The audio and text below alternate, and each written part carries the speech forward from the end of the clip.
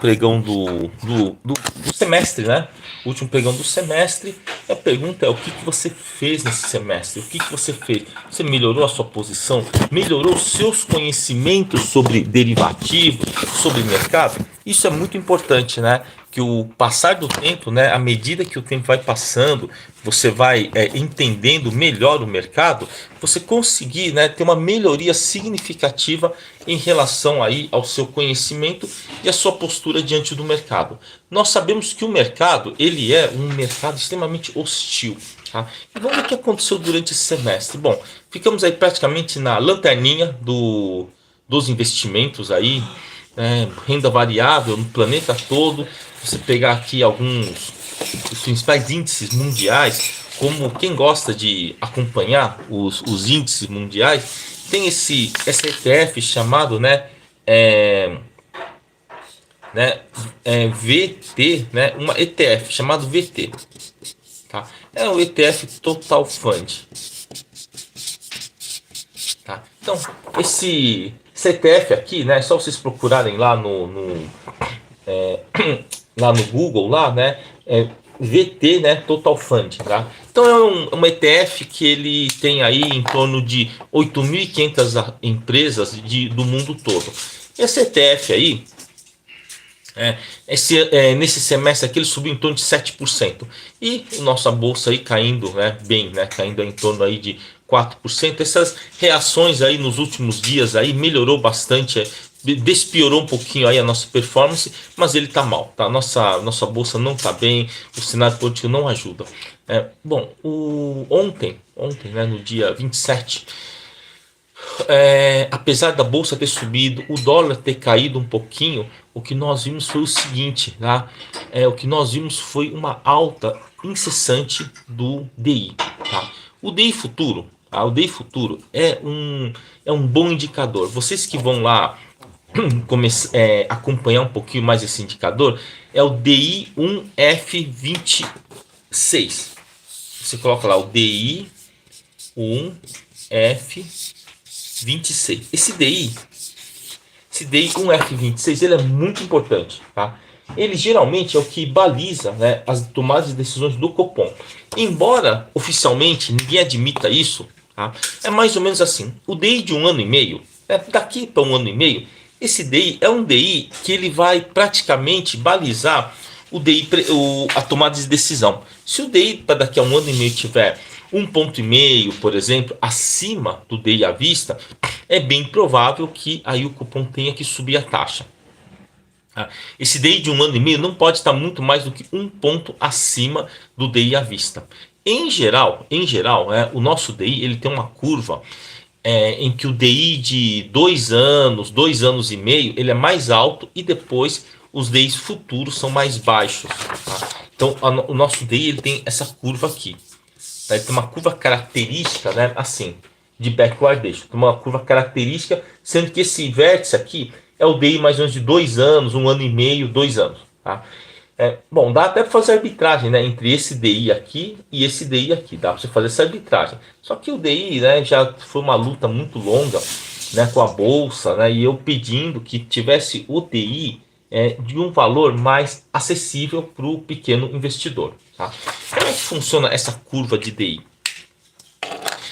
Vamos pegar assim, um exemplo prático que é mais fácil. Suponha que você você planeje fazer um financiamento daqui a 5 ou 6 anos. Você tem uma fábrica, daqui a 5 ou 6 anos você precisa ter um financiamento razoavelmente grande para você poder fazer a sua expansão. Só que você não vai precisar do dinheiro agora. Mas suponha que o dinheiro agora está barato. Veja, o DI, muitos encaram o DI como um indicador, mas o DI é um produto como outro qualquer. Tanto o DI como um fundo imobiliário, uma ação, é um produto como outro qualquer, é uma commodity. Então como é que funcionaria, né, uma proteção em termos de DI, em termos de taxa? Então vamos lá. Vamos supor que você tenha lembra lá na época da pandemia? Lá na época da pandemia, quando a taxa veio para 2%, 2%, o DI futuro estava muito barato, estava em torno de 6%. Então você imagina a seguinte operação. Bom, você acha que 6% para dali a 10 anos era uma boa taxa? Você podia comprar esse contrato de DI. E ao comprar esse contrato de DI, quando a taxa voltasse a subir, você ia ganhar uma valorização proporcional não, uma valorização em relação ao ponto que você entrou. Então o DI, como é que ela funciona? O contrato ele depende dos pontos que ela está. Então vamos supor que você comprou aquele DI a 6 pontos. Né? Pagou 6 pontos lá no DI. E o mercado voltou à normalidade, o DI futuro estava 12 pontos, por exemplo. Então olha só como que é o cálculo. Você ganha essa diferença em relação ao valor presente. Então vamos lá, vamos pegar aqui um exemplo. Aqui o DI futuro ele é de 100 mil. Eu não gosto desse valor, gente. Eu prefiro valores menores, tá? Prefiro valores de 10 mil porque fica mais fácil para o investidor pequeno poder estar se protegendo e também fazendo as suas operações. Então vamos supor que o DI está 100 mil. Tá? Vamos supor que a taxa aqui estava 6%. Então eu vou pegar aqui. Se eu fazer aqui na calculadora, 6%, 1,06, é 2. Vamos supor que seja 15 anos, tá? Você está pensando aqui em 15 anos, um DI que quer 15 anos para frente. Tá? Estou mexendo num DI de 15 anos para frente. Então, esse DI aqui, se eu deflacionar, se ele tiver 6%, tá? O PU aqui, o valor presente, não o PV, tá? O PV, o valor presente, aqui vai acontecer. Eu vou deflacionar 6% aqui durante 15 anos. Então o valor presente vai estar valendo quanto? Então eu vou deflacionar isso daqui, 2,3965, 100 mil dividido 2. Tá? O valor presente vai ser 41.700. Então quer dizer que esse título aqui hoje, tá? Custa, né, quando o DI estava 6%, ele custaria 41.700, 41.700 e foi passando o tempo, né? Foi passando o tempo, vamos supor que a taxa, né, subiu, né? Que a taxa subiu. Tá? Então vamos lá, você comprou esse DI, então você pagou, né? Se você comprou esse DI, né, você comprou o contrato, você pagou 41.700. Tá? Você pagou 41.700. Mas como é que funciona isso daí, esse negócio do DI? Olha só, se você quer proteger a taxa, né, você faz isso daqui. Você vai lá e compra isso daí. Caso essa taxa suba, né, você tem um ganho, né, bem significativo. Tá? Mas para você garantir essa taxa, né, para você garantir essa taxa, né, você tem que mexer lá no contrato futuro. O problema é que essa taxa aqui ela é muito alta. Ela é muito alta. Esse valor ele é muito alto. 41.700 por contrato. E antes eram 5 contratos. Quer dizer, o mínimo que você precisa ter de capital é mexer com isso daqui. Com 41.700. Tá? Bom, antes era 5 contratos. Agora melhorou. Agora é só um contrato. Agora vamos supor o que vai acontecer.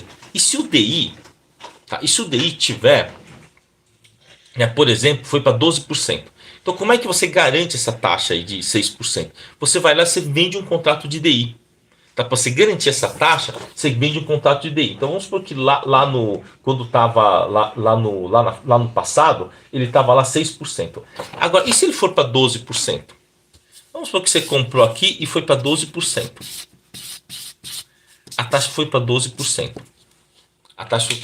Então vamos lá. Foi para 12%. Eu tenho que deflacionar esses 15 anos aqui de 12%. Então vou fazer aqui a conta, né? 1,12 elevado a 15, né?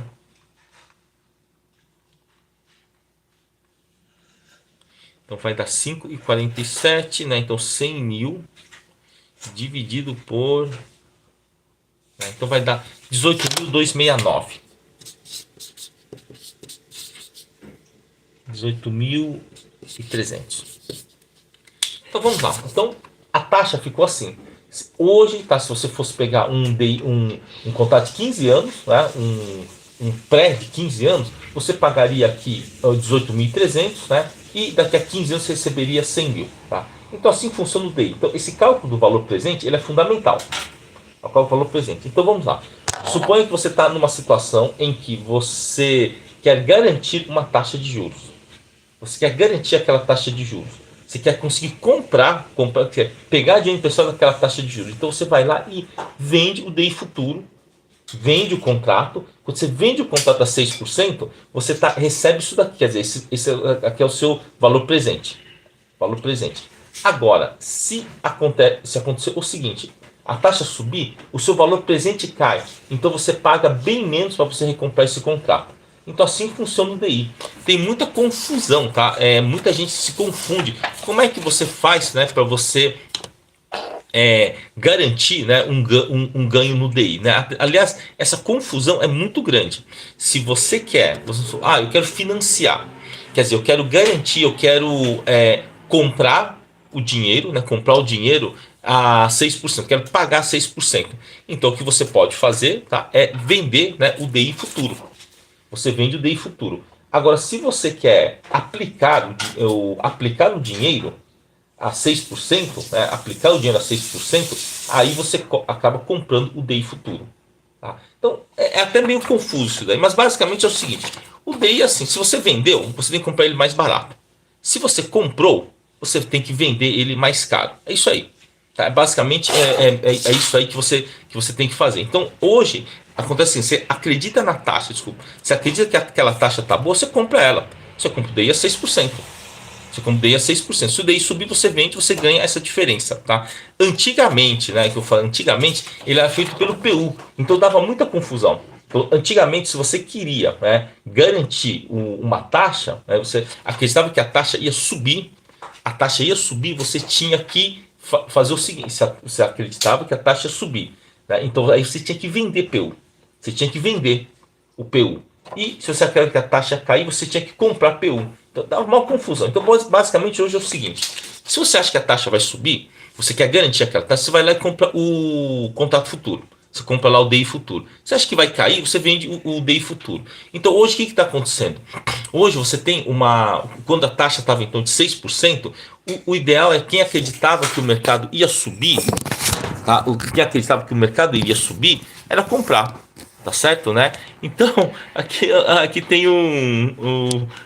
aqui, né, aqui um comentário aqui do Anderson. Só essa explicação sobre o DI vale um treinamento de R$ 3.000. Pois é, né? É isso aí, né? O pessoal lá tira uma foto na lancha, tira uma foto e não ensina nada, né? Então, o DI é o seguinte: hoje, se você acredita, você acha que aquela taxa é boa, vamos supor que você olhou para um DI de daqui a 15 anos, pô, tá 6%.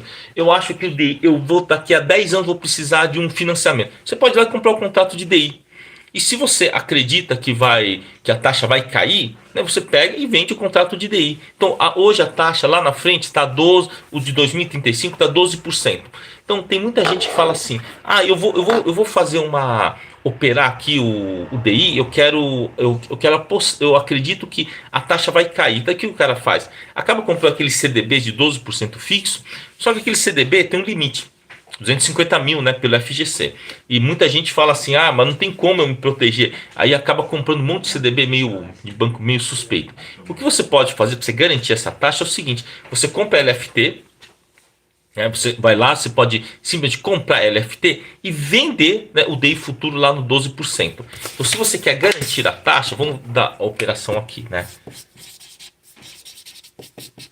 Garantir a taxa de 12%, tá? De 12%, né, para 2035, tá? Então, como é que você vai fazer para você garantir essa taxa para 2035? Você vai fazer o seguinte: você vai lá, compra LFT e vende, tá, o DI 1F35, que está 12,20, tá? Então você compra LFT, vende, né, o valor correspondente no DI F25, F35 e pronto. Você está garantindo a sua taxa para que até 2035 você receba 12,2%. E como é que é feito isso, o acerto disso daí? Para cada dia que o DI sobe, né, você ganha, né, você recebe, né, no caso, você vai estar vendido naquele DI. Tá vendido? Se o DI subir, sai dinheiro da sua conta. Se o DI cair, entra dinheiro na sua conta. Tá? E como é que é feito isso daí? Né? Aí desce, mas como é que é feito isso daí? Então funciona mais ou menos assim. Aqui está o CDI. Né? Aqui está o nosso CDI. Né? E o CDI está 10,50. E aqui você está a curva, né? Tá? E aqui, esse ponto aqui, tá? Esse ponto aqui é o ponto aqui de 12,20, tá? Então a curva do DI lá na frente está aqui. Então existe uma diferença aqui entre 12,20 e 10,50. Então todo dia, se o DI estiver parado, essa diferença aqui, referente a um dia, vai acreditar na sua conta. Se o DI estiver parado. E se o DI estiver subindo ou caindo, você vai ganhar ou perder em cima da oscilação dessa pontuação. E não só você ganha essa oscilação e ainda ganha essa diferença de taxa diária. A vantagem de você mexer com o DI futuro, né, o contrato futuro, é o seguinte: vamos supor que o DI está 12,20, você vendeu, você está com o LFT aqui no caixa e vendeu lá o DI futuro. O DI futuro, então você travou a taxa no 12,20. Vamos supor que tem algum passo aí 2, 3 semanas, dá uma barrigada e esse DI cai para 11%, por exemplo.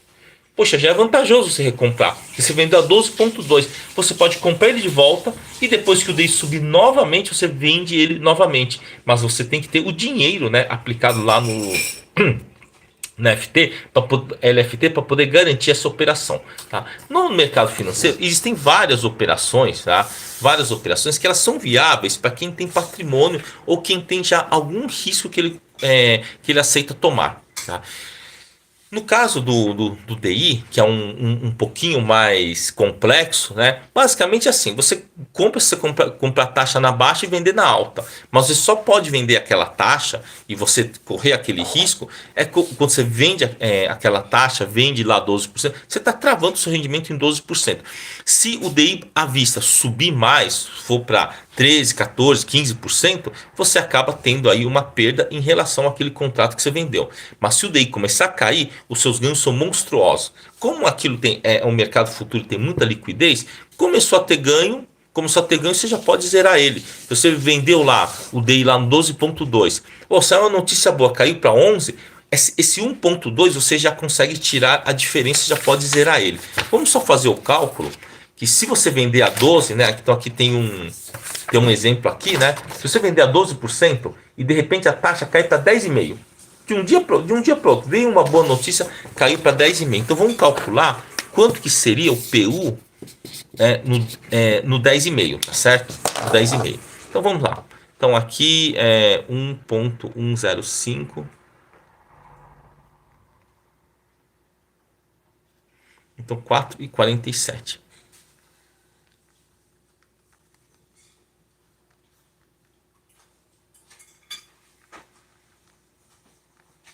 Fazendo aqui as contas aqui, então aqui vai dar 22,3.